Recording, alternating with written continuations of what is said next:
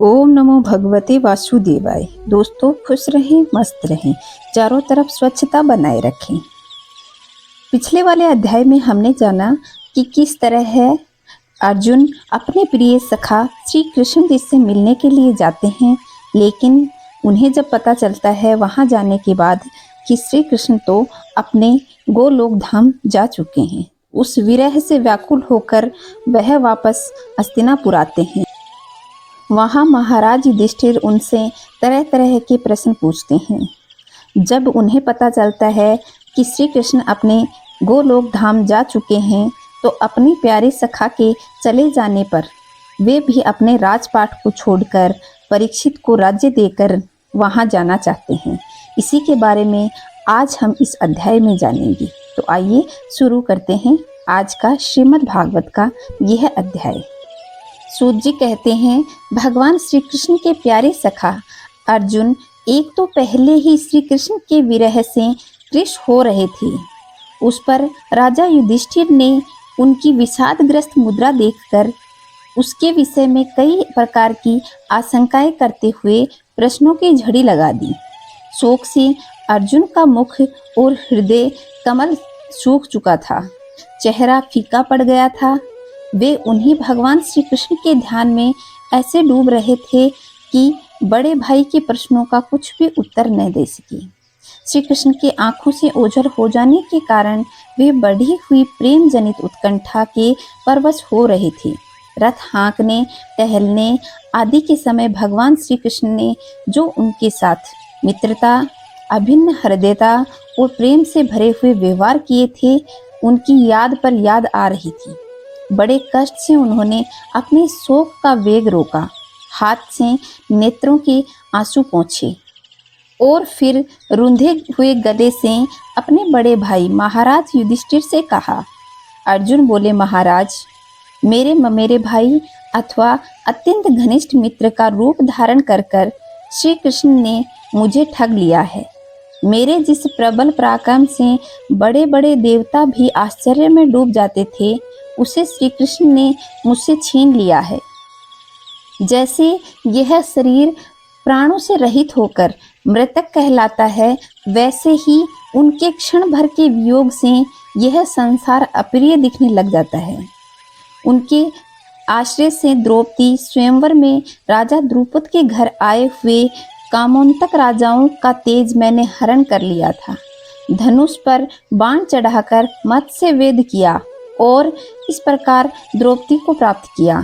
उनकी सानिध्य मात्र से ही मैंने समस्त देवताओं के साथ इंद्र को भी अपने बल से जीत लिया था और अग्निदेव को उनकी तृप्ति के लिए खांडव वन का दान दिया था और मैं दानव की निर्माण की हुई अलौकिक कला कौशल से युक्त मायामयी सभा प्राप्त की और आपके यज्ञ में सब ओर से आकर राजाओं ने अनेक प्रकार की भेंट समर्पित की।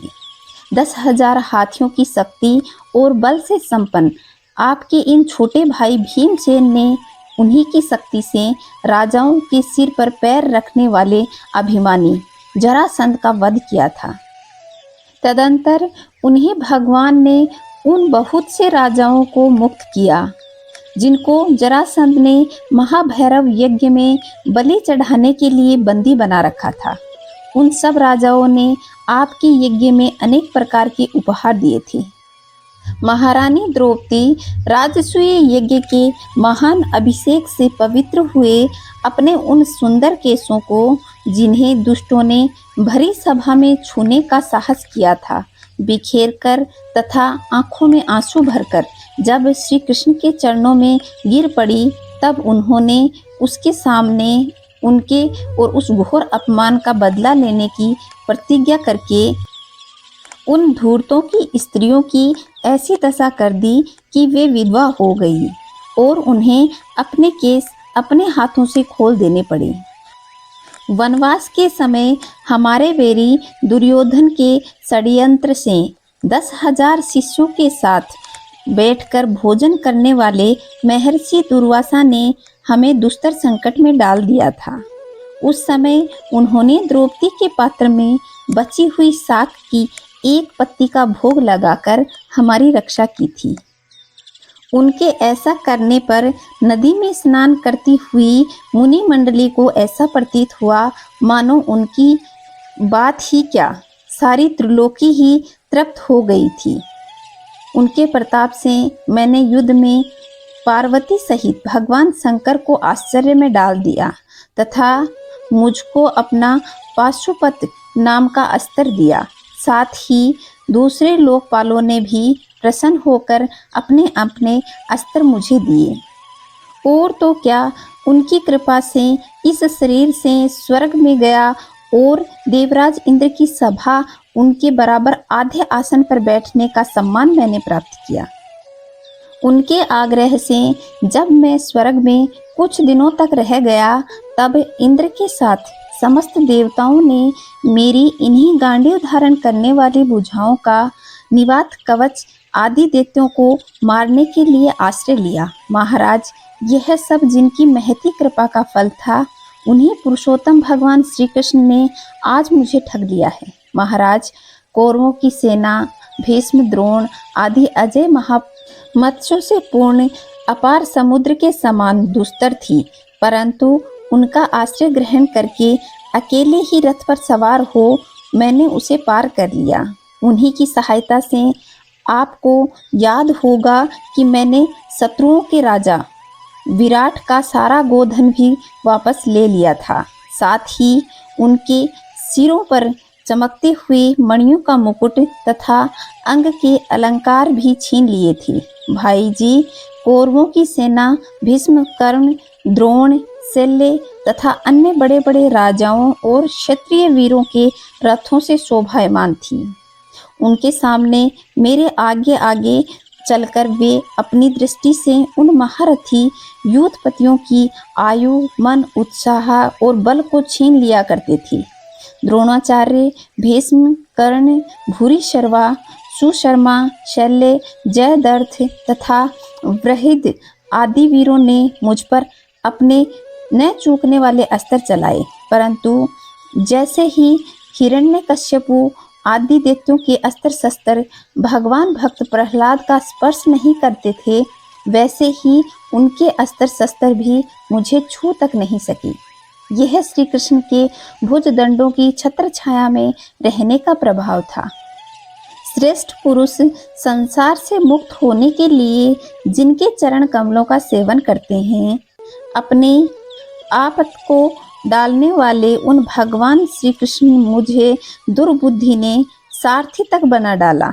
आह, जिस समय मेरे घोड़े थक गए थे और मैं रथ में उतर करके खड़ा हो गया था, उस समय बड़े बड़े महरथी शत्रु मुझ पर प्रहार न कर सके, क्योंकि श्री कृष्ण के प्रभाव से उनकी बुद्धि मारी गई थी। महाराज, माधव के उन्मुक्त और मधुर मुस्कान से युक्त विनोद भरे और हृदय स्पर्शी वचन और उनके मुझे पार्थ, अर्जुन, सखा, कुरुनंदन आदि कहकर पुकारना मुझे याद आने पर मेरे हृदय में उथल पुथल मचा देते हैं। सोने, बैठने, टहलने और अपने संबंधियों में बड़ी बड़ी बातें करने तथा भोजन आदि करने में हम प्राय एक साथ रहा करते थे। किसी किसी दिन मैं व्यंग्य से उन्हें कह बैठता, मित्र, तुम तो बड़े सत्यवादी हो। उस समय भी वे महापुरुष अपनी महानुभावता के कारण जैसे मित्र अपने मित्र का और पिता अपने पुत्र का अपराध सह लेता है, उसी प्रकार मुझ दुर्बुद्धि के अपराध को सह लिया करते थे। महाराज, जो मेरे सखा प्रिय मित्र नहीं मेरे हृदय ही थे, उन्हीं पुरुषोत्तम भगवान से मैं रहित हो गया हूँ। भगवान की पत्नियों को द्वारका से अपने साथ ला रहा था, परंतु मार्ग में दुष्ट गोपों ने मुझे एक अबला की भांति हरा दिया और मैं उनकी रक्षा न कर सका। वही मेरा गांडीव धनुष है, वे ही बाण हैं, वही रथ है, वही घोड़े हैं और वही मैं रथी अर्जुन हूँ, जिसके सामने बड़े बड़े राजा सिर झुकाया करते थे। श्री कृष्ण के बिना ये सब एक ही क्षण में सुनने के समान हो गए हैं। ठीक उसी भांति जैसे भस्म में डाली हुई आहुति, कपट भरी सेवा और ऊषर में बोया हुआ बीज व्यर्थ हो जाता है। राजन, आपने द्वारकावासी अपने जिन सुहृदय संबंधियों की बात पूछी है, वे ब्राह्मणों के पास बस मोहग्रस्त हो गए हैं और वारुणी मदिरा के पान से मंदोन्मत्त होकर अपरिचितों की भांति आपस में ही एक दूसरे से भिड़ गए हैं। घूसों से मारपीट करके सबके सब नष्ट हो गए। उनमें से केवल 4-5 ही बचे हैं। वास्तव में यह सर्वशक्तिमान भगवान श्री कृष्ण की लीला है कि संसार के प्राणी परस्पर एक दूसरे का पालन पोषण भी करते हैं, एक दूसरे को मार भी डालते हैं। राजन, जिस प्रकार जलचरों में बड़े जंतु छोटों को, बलवान दुर्बलों को एवं बड़े और बलवान अतिशय बली और बड़े यदुवंशियों के द्वारा भगवान ने दूसरे राजाओं का संहार कराया, तत्पश्चात यदुवंशियों के द्वारा ही एक दूसरे यदुवंशियों का नाश करके पूर्ण रूप से पृथ्वी का भार उतार दिया है। भगवान श्री कृष्ण ने मुझे जो शिक्षाएं दी थी, वे देश काल और प्रयोजन के अनुरूप तथा हृदय के ताप को शांत करने वाली थी। स्मरण आते ही हमारे चित्त का हरण कर लेती हैं। सूत जी कहते हैं, इस प्रकार प्रगाढ़ प्रेम से भगवान श्री कृष्ण के चरण कमलों का चिंतन करते करते अर्जुन की चित्तवृत्ति अत्यंत निर्मल और प्रशांत हो गई थी। उनके प्रेममय भक्ति भगवान श्री कृष्ण के चरण कमलों के अहर्निश चिंतन से अत्यंत बढ़ गई थी। भक्ति के वेग ने उनके हृदय को मथ कर उनमें सारे विकारों को बाहर निकाल दिया था। उन्हें युद्ध के प्रारंभ में भगवान के द्वारा उपदेश किया हुआ गीता ज्ञान पुनः स्मरण हो गया, जिसकी कला से व्यवधान और कर्मों के विस्तार के कारण प्रमादवश कुछ दिनों के लिए विस्मृत हो गई थी। ब्रह्म ज्ञान की प्राप्ति से माया का आवरण भंग होकर गुणातीत अवस्था प्राप्त हो गई थी। द्वैत का संशय निवृत्त हो गया, सूक्ष्म शरीर भंग हुआ। वे शोक एवं जन्म मृत्यु के चक्र से सर्वथा मुक्त हो गए थी। भगवान के स्वधाम गमन और यदुवंशियों के संहार का वृतांत सुनकर निश्चलमति युधिष्ठिर ने स्वर्गारोहण का निश्चय किया। कुंती ने भी अर्जुन के मुख से यदुवंशियों के नाश और भगवान के स्वधाम गमन की बात सुनकर अनन्य भक्ति से अपने हृदय को भगवान श्री कृष्ण में लगा दिया और सदा के लिए इस जन्म मृत्यु रूपी संसार से अपना मोह मोड़ लिया। भगवान श्री कृष्ण ने लोक दृष्टि में जिस यादव शरीर से पृथ्वी का भार उतारा था, उसका वैसे ही परित्याग कर दिया, जैसे कोई कांटे से कांटा निकालकर फिर दोनों को फेंक देता है। भगवान की दृष्टि में दोनों ही समान थे। जैसे वे नट के समान मत्स्य रूपी धारण करके और फिर से उसका त्याग कर देते हैं, वैसे ही उन्होंने जिस यादव शरीर से पृथ्वी का भार दूर किया था, उसे भी त्याग दिया। जिनकी मधुर लीलाएं श्रवण करने योग्य हैं, उन भगवान श्री कृष्ण ने जब अपने मनुष्य के शरीर से इस पृथ्वी का परित्याग कर दिया, उस दिन विचारहीन लोगों को अधर्म में फंसाने वाला कलयुग आ धमका था। महाराज युधिष्ठिर से कलयुग का फैलना छिपा न रहा। उन्होंने देखा कि देश में, नगर में, घरों में और प्राणियों में लोभ, असत्य, छल, हिंसा आदि अधर्मों की बढ़ती हुई बाढ़ सी आ गई थी। तब उन्होंने महाप्रस्थान का निश्चय किया। उन्होंने अपने विनय पुत्र परीक्षित को, जो गुणों में उन्हीं के समान था, समुद्र से घिरी हुई पृथ्वी के सम्राट पद पर हस्तिनापुर में अभिषिक्त किया। उन्होंने मथुरा में सूर सेनाधिपतियों के रूप में अनिरुद्ध के पुत्र वज्र का अभिषेक किया। इसके बाद समर्थ युधिष्ठिर ने प्रजापत्य यज्ञ करके आह्वान ने आदि अग्नियों को अपनों में लीन कर लिया। उन्होंने गृहस्थ आश्रम के धर्म से मुक्त होकर उन्होंने संन्यास ग्रहण किया। युधिष्ठिर ने अपने सब आभूषण वहीं छोड़ दिए और ममता और अहंकार से रहित होकर समस्त बंधन काट डाले। उन्होंने दृढ़ भावना से वाणी को मन में, शरीर को प्राणों में, प्राणों को अपान में और अपान को उनकी क्रिया के साथ मृत्यु में तथा मृत्यु को पंचभूत में शरीर में लीन कर लिया। इस प्रकार शरीर को मृत्यु रूप अनुभव करके उन्होंने उसे त्रिगुण में मिला दिया। त्रिगुण को मूल प्रकृति में, सर्व कारण रूपा प्रकृति को आत्मा में और आत्मा को अविनाशी ब्रह्म में लीन कर दिया। उन्हें यह अनुभव होने लगा कि यह संपूर्ण दृश्य प्रपंच ब्रह्म स्वरूप है। उनके पश्चात उन्होंने शरीर पर चीर वस्त्र धारण कर लिया, अन्न जल का त्याग कर दिया और मौन ले लिया। केस खोलकर बिखेर लिए। वे अपने रूप को ऐसा दिखाने लगे जैसे कोई जड़ उन्मत्त या पिशाच हो। फिर वे बिना किसी की बाट देखे तथा बहरे की तरह बिना किसी से बात किए घर से निकल पड़े, हृदय में उस परब्रह्म का ध्यान करते हुए जिसको प्राप्त करके फिर लौटना नहीं होता। उन्होंने उत्तर दिशा की तरफ यात्रा की। जिस समय और पहले बड़े बड़े महात्मा जा चुके थे, भीमसेन, अर्जुन और युधिष्ठिर के छोटे भाइयों ने भी देखा कि अब पृथ्वी में सभी लोग अधर्म के सहायक कली युग में प्रभाव डालकर एक दूसरे से लड़ मर रहे हैं। इसलिए वे भी श्री कृष्ण के चरणों की प्राप्ति के लिए दृढ़ निश्चय करके अपने भाई के साथ चल दिए। उन्होंने जीवन के सभी लाभ भली भांति प्राप्त कर लिए थे।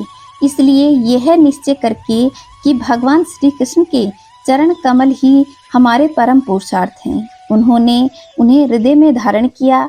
पांडवों के हृदय में भगवान श्री कृष्ण के चरण कमलों के ध्यान से भक्ति भाव उमड़ आया। उनकी बुद्धि सर्वथा शुद्ध होकर भगवान श्री कृष्ण के उस सर्वोत्कृष्ट रूप में अनन्य भाव से स्थिर हो गई, जिसमें निष्पाप पुरुष ही स्थिर हो पाते हैं। फलतः उन्होंने अपने विशुद्ध अंतःकरण से स्वयं ही वह गति प्राप्त की जो विषय युक्त दुष्ट मनुष्य कभी प्राप्त नहीं कर सकते। संयमी एवं श्री कृष्ण के प्रेम वश मुग्ध भगवत भक्त विदुर जी ने अपने शरीर को प्रभास क्षेत्र में त्याग दिया। उस समय उन्हें लेने के लिए आए हुए पितरों के साथ वे अपने लोक यमलोक को चले गए। द्रौपदी ने देखा कि अब पांडव लोग निरपेक्ष हो गए हैं, तब वे अनन्य प्रेम से भगवान श्री कृष्ण की चिंतन करते हुए उन्हें प्राप्त हो गई। भगवान के प्यारे भक्त पांडवों के महाप्राण की इस परम पवित्र और मंगलमय कथा जो पुरुष श्रद्धा से सुनता है, वह निश्चय ही भगवान की भक्ति और मोक्ष को प्राप्त करता है। तो दोस्तों, यह था भगवान श्री कृष्ण के धाम चले जाने पर पांडवों की स्वर्ग यात्रा का अध्याय। आगे की महिमा हम अगले अध्याय में पढ़ेंगे। तब तक खुश रहें, मस्त रहें। वीडियो अच्छा लगा हो तो वीडियो को लाइक जरूर कर दिएगा और कमेंट में जय श्री नारायण अवश्य लिखिएगा। जय श्री नारायण दोस्तों।